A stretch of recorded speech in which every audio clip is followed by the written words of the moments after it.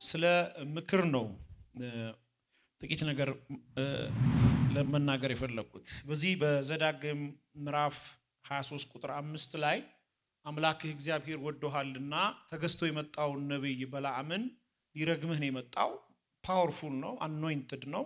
የሚናገረው ቃል መሬት ጠብ አይልም። በርካቶችን ሲረግም መንገድ ላይ አስቀርቷቸዋል። ከአፉ የወጣው ቃል በሰዎች ላይ ሰርቷል። ለዚህ ቴስቲሞኒ አለው። ለዚህ ነው ንጉሱ ሰብስቦ ካሉት ሰዎች መርጦ በለዓምን ያመጣው። ይሄ የዘዳግም መጽሐፍ የቡሊ መጽሐፍ ወይንም ደግሞ የኦሪት ዘፍጥረት መጽሐፍ አምስተኛው መጽሐፍ ነው። ዘዳግም የሚለው ትክክለኛ ትርጉሙ መድገም ማለት ነው፣ ድጋሚ ማለት ነው። በዚህ መጽሐፍ ላይ ከግብጽ በሬ ሳርን እንደሚግጥ እየጋጠ የመጣ አምላኩ እግዚአብሔር መሪው የሆነለት ሆኖ ማያቅ ነገር የሆነለት የመጣ ህዝብ ነው። ኖርማሊ ቀይ ባህር የሚባለው ሬድ ሲ ተከፍሎ አያቅም፣ ወደፊትም አይከፈልም። ኢየሱስ ጌታ ነው፣ ያኔ ተከፍሏል። አቅሙ ታይቷል ማለት ነው። ምንም አያስፈልግም፣ ተከፈለ አልተከፈለ ያኔ ማን ነው የሚባለው ነገር ታይቶ ለሁለት ተከፍሏልና እንዲህ አይነት ታንጀብል የሆነ ከባድ የአምላክ መለኮታዊ ምሪት ንፋስ በስም ተጠርተው መጽሐፍ ሲናገር የምስራቅን ንፋስ ጠራው፣ ሌሊቱ ሙሉ ተጉዞ መጣ ይላል። አይገርምም? አምላክ ስም አለው፣ ይጠራዋል። ጠራውና ይሄንን ቀይ ባህር መንገድ አድርገው ለኔ ለሆነው ህዝብ አለው። እንዲህ አይነት ተአምራት እየተደረገለት ህዝብ ነውና ዘዳግም ላይ ወደ ማዶ የራሱን ርስት ሊወርስ በተዘጋጀበት ጊዜ አሕዛቦች፣ የአሕዛብ ነገስታቶች እና ሞራውያን፣ ኬጢያውያን፣ ፌሪዛውያን ሌሎችንም ጥሯቸው በከባድ ድንጋጤ ውስጥ ስለነበሩ መርገም ፈለጉ፣ ማስቆም ፈለጉ። ስለዚህ በምድሪቱ ላይ ጉልበት ያለው አቅም ያለው ብርታት ያለውን ሰው ጠሩ። ሰውየው ከባድ ነብይ ነው። ለጨለማ ብቻ ክፈለው እንጂ ይረግምልሃል፣ ገንዘብ ያገኝ እንጂ ይረግምልሃል። እና ደህና አድርጎ ነው የሚረግመው። አደገኛ መካሪ ነው። ተራራ እየቀየረ ግን ያኔ ቢል ከዚህ በፊት እንደነበረው ከዚህኛው ጋራ ሊሆንለት አልቻለም። እና እስራኤል በሰላም ነው የሚያድረው፣ በሰላም ነው የሚወጣው፣ በሰላም ነው የሚገባው። ይበላል፣ ይጠጣል፣ ያገባል፣ ይወልዳል፣ ይዋለዳል፣ ይኖራል። ልብሱ ከላዩ ላይ አልቅበትም። ጫማው እግሩ ይረዝማል፣ ጫማው አብሮ ይረዝማል። ያኔ ነው ጫማ የረዘመው። ምን ነው ያኔ ነው የረዘመው። እና የ20 ዓመት ሆኖ የወጣ ሰው 40 ዓመቱ ላይ ሁሉ በቃ የለማ ፋብሪካ የለም። የስጋ ፋብሪካ ነበር አይ ቲንክ። እንደ ድርጭ ይመጣል፣ ምግብ ከሰማይ ይዘንባል እንደምናምን። ልብስ ግን ስላልነበረ እንዳያልቅ ተደርጎ ነበር። ልብስም ሰምቶት ነበር መድኃኒዓለም። የተወለደ ልጅ የለበሰው ልብስ ያድግ ነበር። ልጁ ሲያድግ ልብሱም ያድግ ነበር። ከላዩ ላይ ልብስ አላለቀም ይላል መጽሐፍ። ክብር ለስሙ ይሁን። በዚህ ኮንቴክስት ውስጥ የነበረ ህዝብ ነውና ይሄንን ህዝብ አሕዛቦች ሊያስቆሙት ፈልገው ተራራ ላይ ነብይ ጠርተው መርገም ጀመሩ። ሲረግሙ ይሄ የዘዳግም መጽሐፍ የሙሴ መጽሐፍ ሲጽፈው እንዲህ ብሎ ይጽፈዋል። ቁጥር 5 ነገር ግን አምላክህ እግዚአብሔር፣ ነገር ግን የሚለው ሐሳብ እግዚአብሔር ስላፈረሰው እንጂ ስለወደደህ እንጂ ከበለዓም የሚወጣው ቃል ምድር ጠብ አይልም ነበር አለ። ብዙዎችን አቁሟል አለ። አደግን ያሉትን፣ ተሳካልን ያሉትን፣ ለመለምን ያሉትን ነገር አምሮልናል ያሉትን አንተ የተባሉትን ሰው ከየት ገቡ ሳይባል ከምድረ ገጽ ጠፍቷል በሰውየው ቃል። ነገር ግን እግዚአብሔር አንተን ስለወደደ። ማን ነው የተወደደ? አንድ ሰው የአምላክ ረድኤት በእኔ ላይ ነው የሚል፣ እግዚአብሔር ወዶኛል የሚል፣ የማይለወጥ መውደድ በእኔ ላይ አለው የሚል፣ እግዚአብሔር አንተን በመውደድ ሐሳቡን የማይቀይር አምላክ ነው። ይሄን ባህሪን አይቶ ወይም ነገ የነበረህን አይቶ የትናንትናውን አይቶ አይደለም። እንዲያው በመስቀል ላይ ልጁን ልኮ በማይለወጥ መውደድ እርግማንን ወደ ህይወት እየቀየረ፣ ሞትን በህይወት እየቀየረ፣ በሽታን በጤንነት እየቀየረ፣ የሰዎችን ግፋት በደግነት እየቀየረ፣ ያንተ የተበላሸ አመለካከትን ወደ መልካም እየቀየረ እንዳትባክን እግዚአብሔር እርግማኑን ወደ በረከት ቀወጠው። ተለውጧል። ሰበር ዜና፣ እርግማኑ ወደ በረከት ተለውጧል። እየጠበቀው ያለ ዜና ካለ ነግርሃለሁ፣ ዛሬ ተቀይሯል። በሆነ ስህተት ውስጥ ገብተህ ያዚውን ኮንሲኩዌንስ ልቀበል ነው ያልከው አለ። ዛሬ ይሄ ነብይ ይነግርሃል፣ ዜናው ተገለበጠ። የሰዎቹ አፍ ላይ ያለው ዜና ተገለበጠ። በሚያሙ ፊት ለፊት የሚቀባ እጅ መጣ። ነካ አድርገውና ዜናው ተገልብጧል በለው። የፈራኸው አይወርስህም በለው። ይሄ ቤት በለው ነገሩን የሚቀይር የሚለውጥ ቤት ነው። ስንቶቻችሁ ነው ነገር ማስቀየር እንደሚቻል በእግዚአብሔር ዓለም የምታውቁት? ውጤቱን የሚያስቀይሩ ሰዎች አሉ። ለማን እንደምተነበየው ዛሬ ይኸውልህ፣ መንፈስ ዓለም ላይ የተረጋገጠ ውጤት ዛሬ በሚበልጥ መንፈስ ዓለም ይገለበጣል። ታንጀብል የሆኑ ውጤቶች ዛሬ ምሽት ይገለበጣሉ። የበለዓምን ምክር ስላልወደደ እርግማኑን ወደ በረከት። በብሉይ ኪዳንም ነበር እርግማን፣ በኢየሱስ ጋርም ነበር። ጊዜው ገና ስላልደረሰ አልያዙትም ይባላል። አንተ መስራት ስላለብህ ሰንጥቀህ ታልፋለህ። ክብር ለኢየሱስ ይሁን።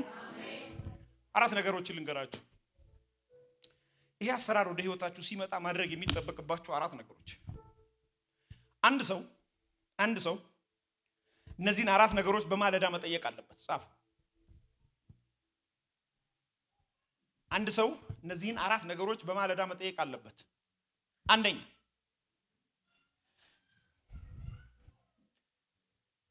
እነዚህን አራት ነገሮች የምትጠይቀው አምላክ እግዚአብሔር ባንተ ህይወት ላይ አንደኛው ገና አልነገርኳችሁ፣ በደንብ ስንስሙ። እርግማኑን ወደ በረከት የሚቀየረው ወይንም ደግሞ የአምላክ ጣልቃ ገብነት በላይፍ ላይ የሚመጣው በአራት መሰረታዊ ነገሮች በማለዳ መጠየቅ አለበት። አንደኛ እና የመጀመሪያው በህይወት ፈልገ ማግኘት የሚጠበቅብህ አንደኛው ህይወቴ ላይ ማመስገኛዎቼ ምን ናቸው? ላመሰግንበት የምችላቸው መሰረታዊ ነገሮች ምን ናቸው? ትምህርት ጊዜ አይደለም፣ የፈውስ ጊዜ ነው። ይኸውልህ እግዚአብሔር በእግዚአብሔር ቃል ሲፈውስ ድነህ ነው የምትቀር፣ ገብቶ ድነህ ነው የምትቀር። መጀመሪያው ከ10 ነገር አንድ ፈልግ። ማመስገኛዎቼ ማለት በምንም ውስጥ ግባ ልታመሰግንባቸው የሚገቡ ነገር ፈልገህ አግኝ። ካጣህ ከባድ ነው በጣም። አግኝ ፈልግና። ሁለተኛ መልቀቅ የሚገባህ ነገር የጨለማ ተግባራት፣ ፍርሃት፣ ጭንቀት፣ ድብርት፣ መረበሽ፣ ትኩረትን የሚነጥቅ ነገር። እነዚህ መልቀቅ የሚገቡ መሰረታዊ ነገሮች አሉ በህይወትህ ላይ። አንተን የእርግማኑ ቃል ኢን ላይፍ የሚከታተል ልለቃቸው የሚገባ ድብርት፣ ጭንቀት፣ ኤለሪቲ፣ በቃ ተይዣለሁ የሚያስተጋባ አታውቀውም። አንተ እኔ ነገር እኮ ተበላሽቶ ተብለህ ነው፣ ከየትም አላመጣኸው። ኤልሳ ጋር የነበረው ያኮ ሰውዬ ጠፋን ሲል ተብሎ ነው፣ ከጨለማው ነው ተብሎ ነው። ኤልሳ ለምን አላለም? ኤልሳም ተከቧል፣ ሰውየውም ተከቧል። ጠፋን ያለው ጠፍታል ተብሎ ነው። አንድ ቤት ውስጥ አንድ ከተማ አንድ ሰፈር አንድ ሰው እየኖረ ሁለቱም ሰው በአንድ ላይ እየኖሩ አንድ ቤት እየበሉ አንድ ቤት እየጠጡ አንደኛው ተከበናል ልናልቅ ነው ሲል አንደኛው ደግሞ አልተከበብንም ይልቁኑ እኛ እንይዛቸዋለን አለ። አየህ ልዩነት ነው። እርግማን ዓለም ላይ አካባቢ ላይ ካለ የሚነገርህን ሁሉ ነው አፕላይ የምታረገው። አይ እኔ ነገር ተይዟል አልችልም በቃ ምናምን ተብለህ ነው። የበለዓም ሰርቶ ነው። አሁን እነዚያ ነገሮችን ዛሬ ምሽት እናራግፋለን። የሆነ ሰው ወደ እምነት ክልል ውስጥ ግባ። አንደበት ላይ እያልከ ያለ ነገር ራስን ከሰንበዲ ጋር እያመጣል። አይ እኔ ነገር ዛሬ የሚያወሬ የዛሬ ተብለህ ነው። አልተባለልህማ። ያልተባለልህን ቃል ተብለህ ነው ማለት ነው። የሆነ ሰንበዲ እያለ እያስተጋባህ ነው ያለው። ሁለተኛ ይሄ። ሶስተኛ የቱ ጋር ነው ስኬቴ? ድል የቱ ጋር ነው? የቱ ጋር ነው ስኬቴ? ደስ ብሎኝ በነፃነት የምሰራው የቱ ጋር ነው? ብዙ ጊዜ የማሸንፈው ምኑ ጋር ነው? ይሄ አንተ ቤት ስራ። አንተ ለምሳሌ እኔ ድሌን አውቀዋለሁ፣ ስኬቴ የቱ ጋር እንደሆነ አውቀዋለሁ። እግዚአብሔር ራዕይ ሲሰጥ ፕሮቪዥን አብሮ ነው የሚሰጥ። ስራውን የሚሰራው በራሱ እንጂ ባንተ አይደለም። ይኸውልህ ስኬት ለማምጣት የተሻለ ለመንዳት የተሻለ ለመስራት የተሻለ ለማገልገል የሆነ ነገር ውስጥ ገባውና ቅርቃር ሌላ ውስጥ ገባው። ስኬት ያልሆነበት ቦታ ከውድቀት ነው የተማርኩት። ሰነፍ ይላል መጽሐፍ ሲናገር ከውድቀቱ ይማራል፣ ጠቢብስ ከወደቀው ከተሳሳተው። ስኬት ምኑ ጋር ነው? ፈልገህ ማግኘት መቻል አለበት። ምን ስታረግ ነው ደስ የሚል? ከሱ ውጪ ልታደርግ ፕላን ካለ ይሄው ዛሬ እነግርሻለሁ። ሰው ሱቅ የሚከፍተው ስለሚያበላ የሆነ ነገር አክስቱ ይከፍታል። የምታደርገው ነገር የሚያምርብህ ቦታ ላይ ሰዎች ስለዛ ጉዳይ ቴስቲሞኒ የሚሰጡ ቦታ ላይ እሱ ነው ስኬት፣ እሱ ነው ውበት። እሱ ላይ ብትሳሳት ይሻላል። እሱ ላይ ብትወድቅ ይሻላል። እሱን እያደረክ ብከርም ይሻላል። ከሱ ውጪ ርቀህ ዋጋ ከም ስኬታችሁን ፈልጋችሁ። ሶስተኛው እሱ። አራተኛ ነው የመጨረሻው።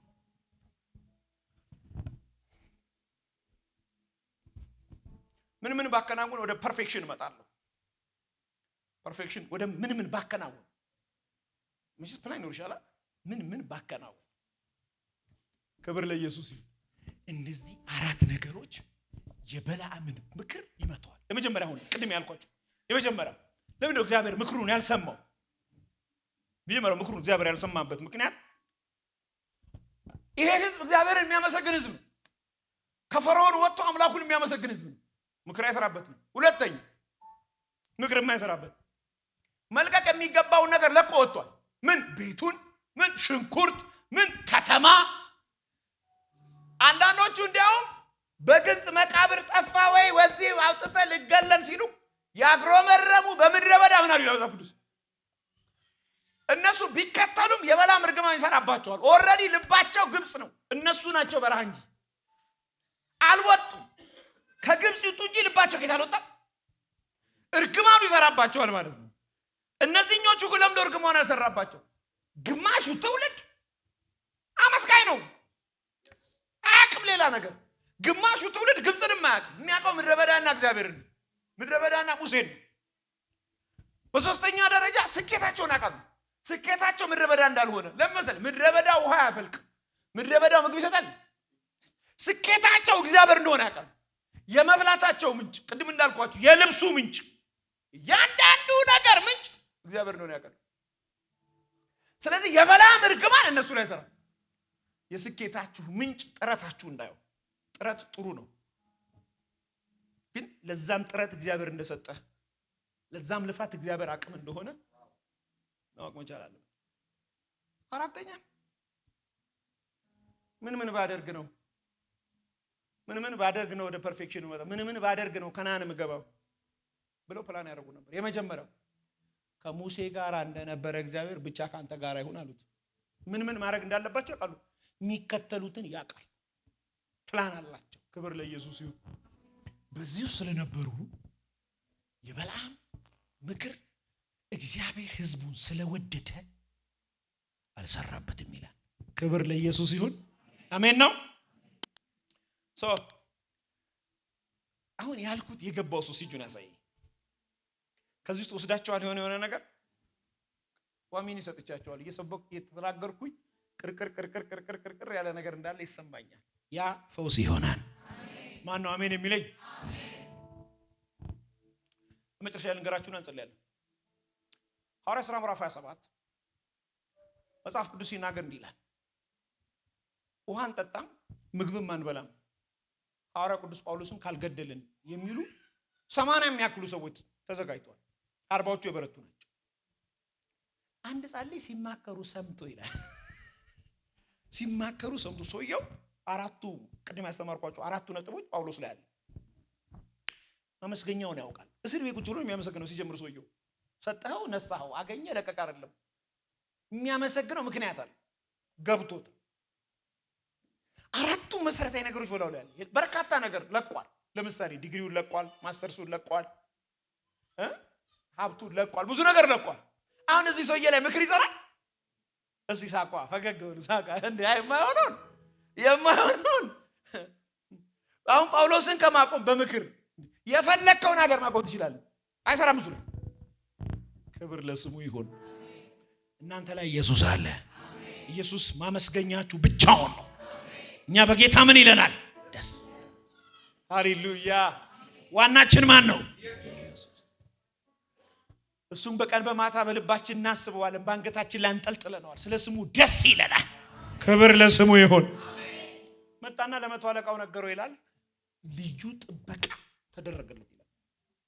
ምክር እንዳይጸና ተነበያለሁ ዛሬ። ሰፈር ሳቀይሪ ነው እኮ ልዩ ጥበቃ። ሰፈር ሳቀይር፣ ስራ ሳቀይር፣ ደጋሚ ቦታ እያለ ልዩ ጥበቃ፣ ኤክስትራ ፕሮቴክሽን፣ የመንፈስ ቅዱስ ሃለዎት በደጋሚው ፊት የሚያወጣ የሚያስገባ፣ በሟርተኞቹ ፊት አናትን በቅባት የሚቀባ ኤክስትራ ፕሮቴክሽን፣ የመንፈስ ቅዱስ ተጨማሪ ኃይል ባንተና በሌላ ይለቀቃል። አንድ ሰው በከባድ ድምጽ ጮሆ እጠበቃለሁ ይበል። ይኸውልህ አንዳንድ ጊዜ ሲጠብቅ አንተ አይምሮ ውስጥ የሚመጣው ምናልባት እንደኔ ዘንጠ ይመስል ኖ ጳውሎስ በእግር ብረት ታስሮ ይጠበቃል። የሚጠበቀው እስረኛ ስለሆነ አይደለም፣ እንዳይሞት ነው። እነሱ አልገባቸውም እንጂ እኛ በሰፈር ውስጥ በሰላም ወጥተን እንገባለን። የኛ ነገር ቀስ እያለ ይጨምራል።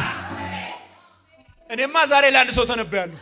ማን ረዳሽ እስኪባል ድረስ የሆነ ሰው ከሷ ጋር አለ እስኪባል። አሜን ነው። ከዛ መጽሐፍ መጣና በዚህ እንደመሰከርክልኝ ከመድኃኒት ከተመረዘ ምግብ እንዳስመለጥኩ ይሄው ሰው አለ መልክ ሳልቀይር ልብስ ሳልቀይር በቄሳር ፊት አለ። አንተ ያን ጊዜ እኮ ቄሳር ማለት ያሁኑ ትራምፕ ነው። አንተ ዋይት ሃውስን እኮ አላለፍክም። በዛ ይገባ የለም እዚህ ከሄድክም እዛ ፊት ለፊት ነው የምትሄደው። ዋሽንግተን ዲሲ ከሄድክ እሱ እኮ ገብቶ ትራምፕ ፊት ቆሞ ኧረ ኢየሱስ ጌታ ነው ይበልህ እንጂ ምክር እያፈረሰ ይወስዳል። ይህን አገልግሎት ለመደገፍ ከስር ባስቀምጥ ነው የባንክ አካውንት እንድትጠቀሙና የወንጌልን ስራ አብራችሁን እንድትሰሩ እያልን ዩቲዩብ ቻናላችንን ሰብስክራይብ በማድረግ ፌስቡክ፣ ኢንስታግራም እና ቲክቶክ አካውንታችንን ፎሎ በማድረግ የጌታን ስራ እንድትደግፉ ጥሪ እናቀርብላችኋለን። ለበለጠ መረጃ በእነዚህ ስልኮች ተጠቅመው ይደውሉ። ተባረኩ።